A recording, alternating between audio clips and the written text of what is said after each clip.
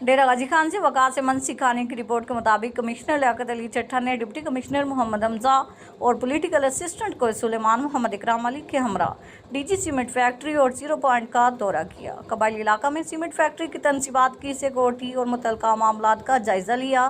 Factory इंतजामिया के अफसरान भी हमरा थे। कमिश्नर लियाकत अली चट्ठा ने कहा कि डीजी सीमेंट सबसे ज़्यादा टैक्स देने वाली फैक्ट्री है।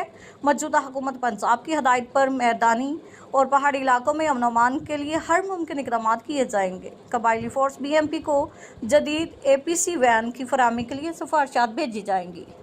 डीजी सीमेंट फैक्ट्री की कन्वेयर बेल्ट और हसास मकामात पर ज़्यादा सिक्योरिटी तैनात है। इलाका के तमाम रूट्स की मॉनिटरिंग की जा रही है। दिन और शाम में भी BMP और रेंजर्स का गश्त होगा। CTD को भी इसमें शामिल किया जाएगा। कमिश्नर लियाकत अली चट्ठा ने कहा कि इलाका में शरपसंदों का किला कमा करेंगे। फैक्ट्री इंतजामिया ने बताया कि हसास मकामात और चेक पोस्टों पर 40 अफराद की फोर्स तैनात कर दी गई है। गश्त भी होता है। हर चेक पोस्ट पर अमला अलर्ट रखने के साथ कैमरे, सर्च लाइट्स और दीगर मुमकिन आलात फराहम किए जाएंगे। इस मौके पर रिसालदार खुरम खान खोसा और BMP के दीगर अफसरान भी मौजूद थे।